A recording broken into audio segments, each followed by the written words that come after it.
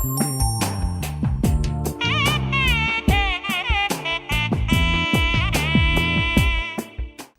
TV நேயர்கள் அனைவருக்கும் திருவண்ணாமலை ஆனந்தாழ்வாரின் இனிய காலை வணக்கம். இன்றைய ஆலய அற்புதங்கள் நிகழ்ச்சியில் திருப்பங்களை தரும் திருமலை திருமலா சேத்திரம் செல்லுவோம் வாருங்கள்.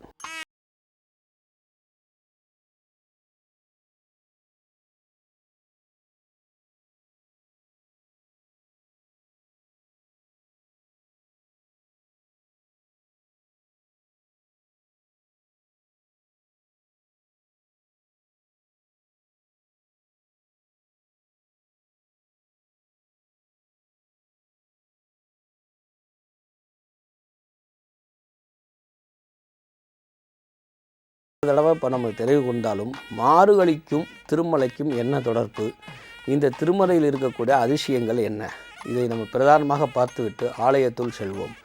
பிரதானமாக திருமலையை சேவித்து கொண்டிருக்கும் பொழுது கீழ் இருக்கக்கூடிய கோவிந்தராஜ சுவாமி அப்படின்னு பேர்.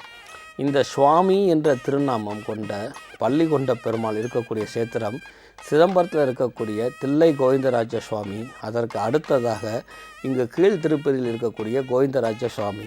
கோவிந்தா என்று சொன்னால் உயர்த்து விடுவான் வாழ்க்கையில். அதனால தான் குறையொன்றும் இல்லை கோவிந்தா என்று சொன்னார்கள். அப்போது நம் மலையில் மேல் இருக்கக்கூடியவனை செல்வதற்கு முதலில் வணங்கக்கூடிய சேத்திரமாகிய கீழ் திருப்பதி என்று சொல்லக்கூடிய கோவிந்தராஜ சுவாமியை வணங்கி அவன் அருளால் மலைக்கு செல்கிறோம். இங்கு மலையில் இது பிரதானமாக ரேணு குண்டலவாலா அப்படின்னு பேர் இந்த மலைக்கு. இன்னொன்று 7 மலை அப்படின்னு பேர். 7 பிரதானமாக சர்ப்பத்தை குறிக்கும். இன்றளவும் கூட சுமார் 15 கிலோமீட்டர் இடைவெளியில் இந்த மலையை சேவித்து கொண்டிருக்கும் பொழுது வாசுகி என்னும் பாம்பு மலையை சுற்றி கொண்டு இருப்பது போல் அமைப்பு இருக்கும். இங்கு திருப்பதி செல்லும் பொழுது டைவர்ஸ் கேஸு, கணவன் மனைவிக்குள் இருக்கக்கூடிய கருத்து வேறுபாடு, குழந்தை பாக்கியம் இல்லாமல், அதாவது சர்ப்ப கிரகத்தினால் பாதிக்கப்பட்டு குழந்தை நில்லாமல் இருப்பவர்கள், அதாவது அபாஷனாகிறவர்கள், அல்லது குழந்தை நல்ல திரையில் பிறக்காமல், இன்னொரு விஷயம் படுச்சுட்டியாக இருக்கக்கூடிய குழந்தை, இதுகளை எல்லாம் நிவர்த்தி ஆகுவதற்கு இந்த 7 மலையை நடந்து சென்ற அந்த கணமே இது நிவர்த்தி ஆகுவதை இன்றளவும் நடத்தி கொண்டிருக்கிறான் இந்த திருப்பதியில் இருக்கக்கூடிய வெங்கடாஜலபதிங்கிற சுவாமி. இப்பேற்பட்ட இந்த 7 மலையை பாத யாத்திரையாக கடந்து மேல் நம்ம ஆலயத்தை நோக்கி சென்று கொண்டிருக்கிறோம். ஆலயத்திற்கு செல்வதற்கு முன்னால் பாவங்களை எல்லாம் நீக்குவதற்காக சைவத்தில் ஏற்பட்ட படம் பாபநாசம், அகத்தியர் ஏற்படுத்தக்கூடியது. ஆனால் பாவத்தை எல்லாம் நீக்கி என்னை சரணடைவாய் என்று சொல்வதற்காக திருமலை மேல் இருக்கக்கூடிய பாப விமோசனம் என்று சொல்லக்கூடிய இந்த அருவிக்கு செல்கிறோம். தீர்த்தத்தையாகவே நாம் பார்த்துருக்கிறோம். ஆனால் தன் பாவத்தை நீக்குவதற்காக பாப விமோசனம் பெற்றவள் அருவியாக இங்கு தன் தலையில் இருந்து தன் பாதம் முடிக்க சுத்தப்படுத்தி கொண்டிருக்கக்கூடிய பாப விமோசனம் பெற்றுவிட்டு கீழ் வரும் பொழுது வராகக்ஷேத்திரம் என்று சொல்லக்கூடிய இங்கே பெருமாள் கோயிலுக்கு உள் நுழையும் முன் அந்த குளக்கரையில் இருக்கக்கூடிய வராகரை சேவிக்கிறோம். இந்த வராகரை சேவித்த பிறகே பெருமாளை சேவிப்பது உத்தமம். எவ்வாறாக என்றால், முன்னொரு காலத்தில் வேதங்களும் இந்த பூமியும் பூலோக ஆதார பலத்தில் செல்லும் பொழுது பெருமாள் வராக அவதாரம் எடுத்து அதை மேல் கொண்டு வந்தாள். ஆக கீழே இருக்கக்கூடிய கோவிந்தராஜ சுவாமி, மனிதா நீ தூங்கி கொண்டிருக்காதே, எழுந்து வா, ஒரு தடவை கோவிந்தா என்று சொன்னால் மலை ஏற்றி விடுகிறான். மலை ஏறும் பொழுது சர்ப்ப கிரகத்தினால் ஏற்படக்கூடிய தடங்களை நிவர்த்தியாகுது. அடுத்ததாக நம் வராகரை சேவிக்கும் பொழுது உன்னுடைய வாழ்க்கையில் நீ கீழையா இருக்கிற, வா உன்னை தூக்கி விடுறேன்னு சொல்லக்கூடிய 3 அமைப்பு கொண்ட மிகப்பெரிய சேத்திரம். அதனால தான் ரேணு என்றால் 3 என்று திருநாமம் உண்டு. ரேணு குண்டலவாலா அப்படின்னு பேர். இந்த வராகத்தை சேவித்து நம் ஆலயத்துக்குள் செல்கிறோம், பெருமாளை சேவிக்கிறோம். இந்த பெருமாளுக்கு நிறைய திருநாமங்கள் இருந்தாலும் கூட குபேரனிடம் கடன் பெற்று அந்த கடனை நிவர்த்தி பண்ணுவதற்காக கடன்காரன் என்று இந்த திருநாமம் கொண்டிருக்கார். அல்ல நேர்களே, மனித பாவத்தை நிவர்த்தி பண்ணுவதற்காக பெருமாளே இங்கு நிவர்த்தியாக இருக்கிறார். அதாவது நிவர்த்தியாக மூர்த்தியாக இருக்கிறனால்தான் இந்த பெருமாளை சுற்றி வேறு விக்கிரகங்களோ அனுக்கிரகங்களோ கிடையாது. பெருமாள் இன்றளவும் நின்று சுண்டு நமக்கு நம்மளுடைய பாவங்களை காணிக்கையாக பெற்றுக்கொண்டு பாவ விமோசனம் அளித்து கொண்டிருக்கிறார். ஆதலால் தான் திருப்பதி சென்றால் திருப்பம் வரும் என்று சொல்லப்பட்டது.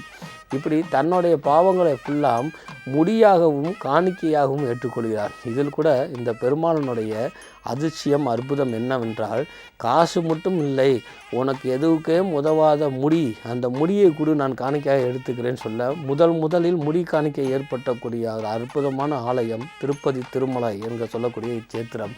இந்த முடி தலைக்கு வந்த பிரச்சனை தலப்பாவோடு போகும் சொல்ல கேள்விப்பட்டிருப்போம். உன் முடியோடு அந்த நிவர்த்தியாகப்படும், புது யுகம் பெறுவாய், வாழ்க்கையில் புத்துணர்ச்சி பெற்று என்னுடைய அனுகிரகத்தினால் இந்த மரமண்டையில் நல்ல யோக பலத்தை நான் தருகிறேன் சொல்லக்கூடிய சேத்திரம் இந்த திருமலை திருப்பதி சேத்திரம். இப்பேற்பட்ட இந்த கோவிந்தராஜ சாமியினுடைய அனுகிரகம் இன்னொரு என்னவென்றால், திருமணத்தடை உள்ளவர்கள் இங்கு மாலையோ அல்லது இங்கு நடக்கக்கூடிய திருமணத்தை சேவிக்கும் பொழுது எப்பேற்பட்ட திருமணம் நிவர்த்தியாகுது. அதனால்தான் அனுதினமும் திருமண கோலம் இங்கு உண்டு, அனுதினமும் ஊஞ்சல் உற்சவம் உண்டு. இது இன்றளவும் திருமலை திருப்பதி சேத்திரத்தில் நம் கண்கூடாக காணக்கூடிய விஷயம். இதற்கெல்லாம் மேலாக பிரம்மோற்சவம் என்று கேள்விப்பட்டிருவோம். இந்த பிரம்மனாலே நடத்தப்பட்டக்கூடிய பிரம்மோற்சவம். இந்த பிரம்மோற்சவத்தில் ஒரே ஒரு வரியில் சொல்ல வேண்டுமென்றால், ஒயிலாட்டமும் குயிலாட்டமும் பெருமாளுடைய அனுகிரகமும் கொடையும் ஒரு கூண்டுக்குள் பெருமாள் வருவதும் கண்டிருப்போம். அப்போ என்ன என்றால், ஆடுவதும் ஆடப்படுவதும் அசைக்கப்படுவதும் என்னாலே, ஆகையால் ஆடாதே, அகம்பாவம் கொள்ளாதே, எதையும் என்னுடைய செயல்னால் நடக்குது என்பதை உணர்ந்தால் இப்பிறவி மட்டுமில்லை எப்பிறவிலும் உனக்கு பாவ விமோசனம். உன் பாவத்தை முன்னை விட்டு நான் பார்க்கவில்லை, உன் ஆட்டத்தை நிலைநிறுத்தி ஒழுங்குபடுத்தவே இதோ நானும் குதித்து கொண்டு வருகிறேன் என்று சொல்லக்கூடிய பிரம்மோற்சவம். அதனால தான் பிரம்மன் இந்த விழாவை நடத்தினானா. அகம்பாவமும் ஆணவமும் நீக்கப்படுவதற்காக நடத்தப்பட்ட மலை மேல் நடத்தப்பட்ட ஒரு உற்சவம் பிரம்ம உற்சவம். இதற்கு சான்றாக இங்கு இருக்கக்கூடிய யானைக்கு கூட பெருமாளுடைய திருநாமம் தரித்திருப்பார்கள். ஏனென்றால் அனைத்தும் கிருஷ்ணார்ப்பணம் சொல்லக்கூடியதை உணர்த்துவதற்காக அத்தனை பேரும் கோவிந்தனுடைய திருநாமத்தை தரித்து கொண்டு மிக எளிமையாகவும் அதே நேரத்தில் பகவானுடைய சரணாகதி அடைவதற்கும் இது அறுக்கப்படும். இதற்கெல்லாம் மேலாக பாவாடை சேவை என்று ஒன்றை கண்டிருப்போம். இந்த பாவாடை சேவை என்பது பெருமாளுக்கு முன்னாடி புளியோதரையை நிறையாக சேவித்து முறுக்குகளும் சில பணியாரங்களையும் அடுக்கி அதை நிவர்த்தி பண்ணுவது. இதில் தத்துவம் என்னவென்றால், உரப்பு ராகுக்கு உகந்தது, அதேபோல் இனிப்பு சுக்கிரனுக்கு உகந்தது. அசுப கிரகங்களால் ஏற்படக்கூடிய இன்னல்களின் தொல்லைகளையும் பெருமாளிடம் சரணடைந்து விட்டால் அவன் நிவர்த்தி பண்ணுவான் என்பதை உணர்த்துவதற்காக இந்த பாவாடை நைவேத்தியம் இன்றளவும் கண்டுகொள்ள நடக்கக்கூடிய விஷயம்.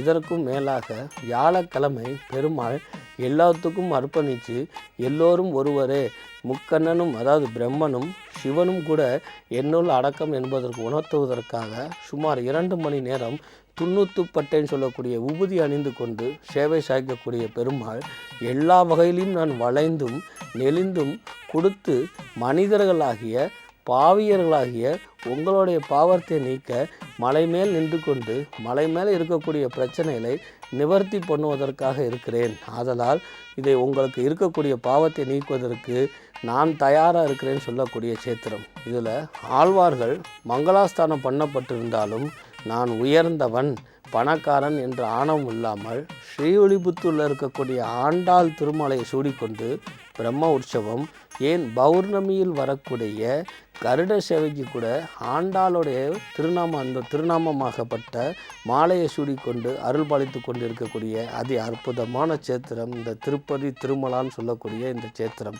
அப்போது எவ்வளோ பெரியவனாக இருந்தாலும் தன் பக்தருக்கே முக்கியத்துவம் கொடுப்பேன், அதில் ஆண் பெண் குழந்தைகள் என்று இல்லை, எல்லோரும் சமமே, எல்லோரும் சமமே ஆகப்பட்டாலும் கூட உங்களுடைய அத்துணை பாவங்களையும் சர்வமும் கிருஷ்ணார்ப்பமும் இருக்கக்கூடிய இந்த ரேணுகுண்டலவாளன் வெங்கடாஜலபதி திருப்பதி ஏழுமலையான் என்னை ஆட்கொள்ள கொண்டக்கூடிய அரசன் இருக்கக்கூடிய ஊரை நாம் சென்று வணங்கி அவனுடைய பொற்பாதங்களை பணிந்து திருமண தடை நீக்குவதற்காகவும் இந்த நாட்டில் முதிரி கன்னிகள் இழுக்கவே கூடாது என்பதற்காகவே நித்தமும் திருக்கல்யாணம் பண்ணக்கூடியவன் மனமாகப்பட்டது இலகுவாக வைத்து கொள்ள வேண்டும் என்பதற்காக நடத்தப்பட்ட ஊஞ்சல் உற்சவம் பெருமாளுடைய விழா கோலமாக இருந்தாலும் மிகப்பெரிய விசேஷமாக இருந்தாலும் ஒழுக்க நெறியோடு ஒழுங்குபடுத்த வேண்டும் என்று சொல்லக்கூடிய பிரம்ம உற்சவத்தையும் தன்னுடைய அத்தனை பிரச்சனைகளையும் காசு பணம் மட்டும் இல்லை தன்னுடைய மயிர்கற்றாழையில் எடுத்துக்கொண்டு கூடிய பாவத்தை விமர்சனம் பண்ணக்கூடிய அமைப்பு கொண்ட அந்த ரேணுகுண்டலவாளனை வணங்கி தங்களையும் வணங்க சொல்லுமாறு 108 திவ்ய சேஸ்திரங்கள் எத்தனை பேர் சிறப்பு பெற்றாலும் அதில் முதன்மையாக பட்டக்கூடிய ஸ்ரீரங்கமும் திருப்பதியும் ஆண்டாளுக்கு பிடித்ததாக கருதப்படுவதால் நாமும் இந்த மார்கழி மாதத்தில் திருமலையை நினைத்து அவனுடைய அருளை பெற்று சிறப்புபட இருப்போம்னு சொல்லி உங்களிடமிருந்து விடைபெறுவது திருவண்ணாமலை ஜோசியர் திருப்பணம் கோரக்நாத் அடிமை வி ஆனந்தாழ்வார். வணக்கம்.